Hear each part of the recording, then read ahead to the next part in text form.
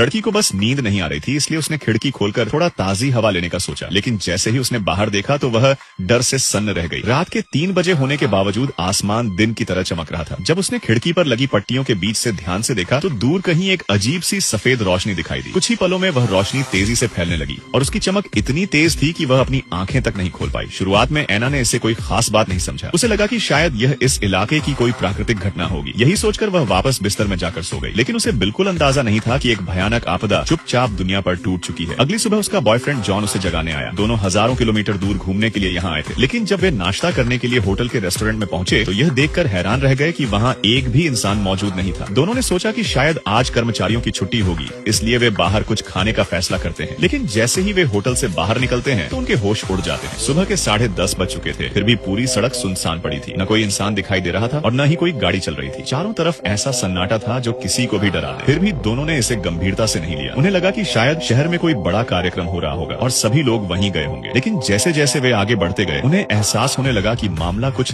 ज्यादा ही अजीब है। सड़कों पर सिर्फ इंसान ही नहीं बल्कि जानवर तक गायब थे। घबराकर वे शहर के सबसे भीड़-भाड़ वाले इलाके में पहुंचते हैं, लेकिन वहाँ भी एक भी व्यक्ति नजर नहीं आता। दोनों जोर जोर से लोगों को आवाज लगाते हैं, लेकिन कोई जवाब नहीं मिलता। ऐसा लग रहा था मानो पूरी आबादी अचानक हवा में गायब हो गई हो। अगर शहर में कोई कार्यक्रम हो भी रहा होता तो कम से कम उसके पोस्टर या विज्ञापन कहीं न कहीं दिखाई देते। उलझन में पड़े दोनों शहर के सबसे बड़े सुपरमार्केट में पहुंचते हैं। उन्हें उम्मीद थी कि वहाँ जरूर कोई मिलेगा, लेकिन वहाँ का नजारा देखकर उनका दिल बैठ जाता है। न कोई ग्राहक दिखाई देता है और न ही कोई कर्मचारी। इसके बाद वे कई और सुपरमार्केट में जाकर देखते हैं, लेकिन हर जगह वही हाल होता है। हार न मानते हुए वे गली गली घूमकर लोगों को तलाशते हैं, लेकिन आधे से ज्यादा शहर छान मारने के बावजूद उन्हें किसी इंसान का नामो निशान नहीं मिलता। आखिरकार वे पास के एक बार में पहुंचते हैं। वहाँ की सभी कुर्सियां और मेजें बिल्कुल करीने से सजी हुई थी। इससे साफ था कि पिछली रात बार बंद होने के बाद कोई भी वहाँ नहीं आया था। यह रहस्यमय स्थिति एना को पूरी तरह तोड़ देती है। तभी जॉन को टीवी न्यूज का ख्याल आता है। उसे लगता है कि इतनी बड़ी घटना हुई है तो खबरों में इसकी चर्चा जरूर हो रही होगी। लेकिन जब वह उत्साह से टीवी चालू करके न्यूज चैनल लगाता है तो स्क्रीन पर सिर्फ सफेद शोर दिखाई देता है। निराश होकर दोनों बार से बाहर निकल आते हैं। अब उनके ऊपर एक और बड़ा सवाल मंडरा रहा था कि आखिर दुनिया के सारे लोग कहाँ गायब हो गए। अगर किसी वायरस ने सबको मार दिया होता तो कम से कम लाशें तो दिखाई देती, लेकिन यहाँ तो ऐसा लग रहा था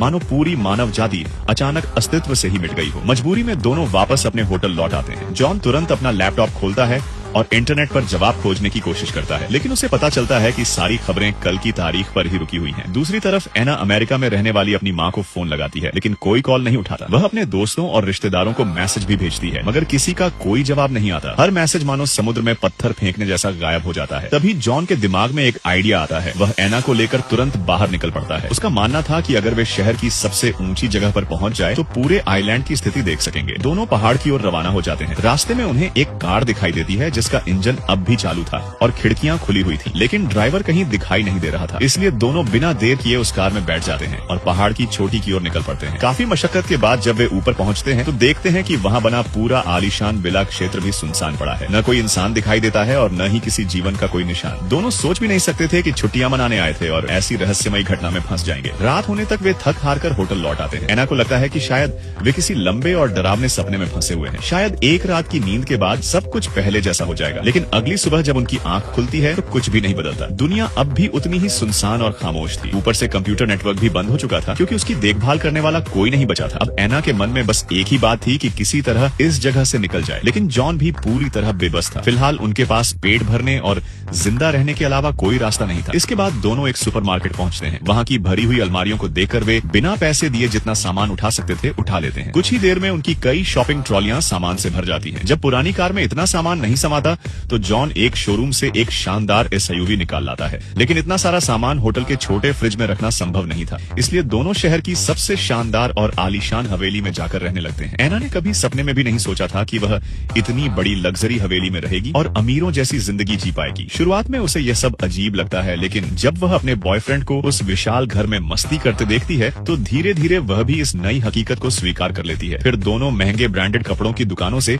ढेर सारे कपड़े उठाते हैं। रोजमर्रा तरह के सामान से बैग भर लेते हैं और रात को बार में जाकर खुलकर मजे करते हैं। अब उन्हें लगता था कि पूरी दुनिया उनकी है। दोनों बेफिक्र होकर जिंदगी का आनंद लेने लगते हैं, लेकिन उन्हें नहीं पता था कि यह सपनों जैसी जिंदगी अपने भीतर एक बहुत बड़ा खतरा छिपाए बैठी है। एक दिन वे हमेशा की तरह सुपरमार्केट में सामान लेने पहुंचे। मौज मस्ती में पूरी तरह डूब चुका जॉन शॉपिंग ट्रॉली के अंदर खड़ा होकर उसे रेसिंग कार की तरह घुमाने लगा, लेकिन अचानक ट्रॉली का संतुलन बिगड़ गया और वह जोरदार तरीके से टकरा गई। हादसे में जॉन की बांह पर गहरा कट लग गया। यह देखकर एना बुरी तरह घबरा गई। उसने तुरंत उसकी मरहम पट्टी की और उसे सख्त चेतावनी दी कि वह दोबारा ऐसी हरकत कभी न करे। एना ने कहा कि शायद अब दुनिया में उनके अलावा कोई इंसान बचा ही नहीं है। अगर चोट गंभीर हो गई या उसमें संक्रमण फैल गया तो उनका इलाज करने के लिए कोई डॉक्टर भी नहीं होगा। लेकिन जॉन को लगा कि एना बेवजह बात को बढ़ा रही है। उसके मुताबिक ये सिर्फ थोड़ा सा मनोरंजन था और इसमें इतना परेशान होने वाली कोई बात नहीं थी। इसी बात को लेकर दोनों के बीच जोरदार बहस हो गई। हालांकि बाद में शांत होने पर जॉन को अपनी गलती का एहसास हुआ। वह फूलों का गुलदस्ता लेकर एना के पास पहुंचा और माफी मांगी। उसने वादा किया कि आगे से वह ज्यादा सावधानी बरतेगा और बिना सोचे समझे कोई जोखिम भरा काम नहीं करेगा। तब जाकर एना ने उसे माफ किया। लेकिन अगले दिन जॉन सामान इकट्ठा करने के लिए एक मॉल में गया। पिछली घटना के बाद वह पहले से काफी जिम्मेदार हो चुका था, लेकिन जैसे ही वह लिफ्ट में चढ़ा तो दरवाजा बंद होते समय एक अजीब सी आवाज आई। जॉन को तुरंत महसूस हुआ कि कुछ गड़बड़ है, लेकिन तब तक बहुत देर हो चुकी थी। नियमित मरम्मत और देखरेख न होने की वजह से लिफ्ट खराब हो गई और वह उसके अंदर फंस गया। उसने बार बार दरवाजे पीटे, मदद के लिए चिल्लाया, लेकिन कोई फायदा नहीं हुआ। जब उसे लगने लगा कि शायद वह पूरी जिंदगी इसी लिफ्ट में कैद रह जाएगा, तभी अचानक लिफ्ट का दरवाजा अपने आप खुल गया। हालांकि यह सिर्फ एक झूठा अलार्म निकला, लेकिन इस घटना ने उसे अंदर तक डरा दिया। इस हादसे के बाद दोनों को एहसास हुआ कि जो जिंदगी ऊपर से किसी स्वर्ग जैसी लग रही थी, वह हकीकत में उतनी आसान और खूबसूरत नहीं थी। आने वाले दिनों में दोनों रोज आइलैंड के अलग अलग हिस्सों में घूमते रहे। इसी दौरान उन्हें पता चला कि पूरे शहर की बिजली थर्मल पावर सिस्टम से चलती है, इसलिए बिना नियमित मरम्मत और देखरेख के भी कई सालों तक बिजली मिल सकती है। लेकिन बाकी सुविधाएं इंसानी देखभाल पर निर्भर थी। एक सुबह एना उठकर दांत साफ करने गई, लेकिन नल खोलते ही उसके होश उड़ गए। पानी पूरी तरह बंद हो चुका था। उसे तुरंत समझ आ गया कि यह बहुत बड़ी समस्या है। पानी के बिना वे ज्यादा समय तक जीवित नहीं रह सकते थे। उधर सुपरमार्केट में रखा खाना भी धीरे धीरे खराब हो रहा था। ताजी सब्जियां और फल लगभग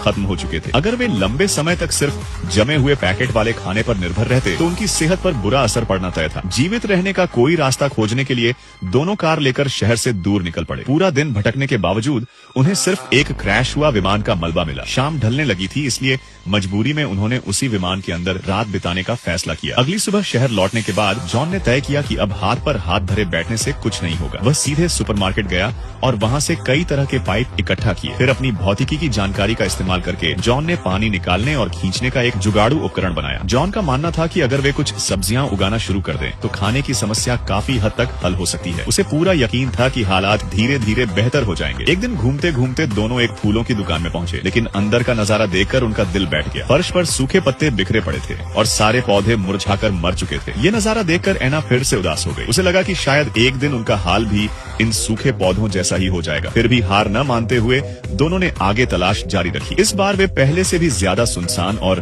दूर दराज इलाके की तरफ निकल पड़े। लेकिन रास्ते में अचानक जॉन की नजर एक जगह पर पड़ी जहां उन्हें एक अकेला मकान दिखाई देता है। शाम होने लगी थी, इसलिए दोनों ने वहीं रात बिताने का फैसला किया। जब वे अंदर गए तो देखा कि यह जगह भी शहर की तरह उजड़ी हुई थी। वहां किसी इंसान के रहने के कोई निशान नहीं थे। जॉन ठंड से बचने के लिए लकड़ियां इकट्ठा करने बाहर निकलने ही वाला था कि तभी उसे थोड़ी दूरी पर एक बुजुर्ग व्यक्ति दिखाई दिया। लग रहा था कि उस बुजुर्ग ने कई दिनों से पानी नहीं पिया था। उसने बोतल मिलते ही पूरा पानी एक ही सांस में पी लिया। वह बेहद कमजोर हालत में था। जॉन और एना उसे सहारा देकर घर के अंदर ले आए। बातचीत के दौरान उन्हें पता चला कि उस रहस्यमयी रात के बाद जब बुजुर्ग को शहर में कोई इंसान नहीं मिला तो वह अपने गांव लौट आया था, लेकिन वहां भी उसके परिवार के सभी लोग गायब थे। उसे समझ ही नहीं आ रहा था कि आखिर हुआ क्या है। धीरे धीरे उसके घर का सारा राशन और सामान खत्म हो गया। तब उसे एहसास हुआ कि शायद अब उसकी जिंदगी ज्यादा लंबी नहीं बची है, इसलिए वह इस लकड़ी के घर में अपने आखिरी दिन बिताने आया था। उसका मानना था कि मरने के बाद शायद वह स्वर्ग में अपने परिवार से फिर मिल सकेगा। जॉन ने उसकी बातें सुनकर उसे हिम्मत दी। उसने कहा कि अब वह अकेला नहीं है, वे तीनों मिलकर एक टीम की तरह रह सकते हैं। अगर वे हार नहीं मानेंगे तो शायद उन्हें इस रहस्य का जवाब मिल जाए और हो सकता है कि कुछ और जीवित लोग भी मिल जाएं। बुजुर्ग को जॉन की बात सही लगी और उसने उनके साथ रहने का फैसला कर लिया। वह भी लोगों के गायब होने का सच जानना चाहता था, लेकिन किस्मत को कुछ और ही मंजूर था। अगली सुबह जब एना की आंख खुली तो उसने देखा कि वह बुजुर्ग नींद में ही शांति से दुनिया छोड़ चुका था। जिस जीवित इंसान को खोजने में उन्हें इतने महीने लग गए थे, वह भी उनसे बिछड़ गया। दोनों बहुत दुखी हुए और उन्होंने बुजुर्ग को घर के पीछे बने बगीचे में सम्मान पूर्वक दफना दिया। इसके बाद एना के मन में एक नई उम्मीद जगी। उसे लगा कि अगर अगर उन्हें एक जीवित व्यक्ति मिल सकता है तो शायद और लोग भी कहीं न कहीं मौजूद हों। उसे लोगों को खोजने का एक तरीका सूझा। वह सुपरमार्केट से बड़ी मात्रा में लाल रंग की टेप लेकर आई और पूरे शहर की व्यवस्थित तरीके से तलाशी लेने लगी। जिस घर में कोई नहीं मिलता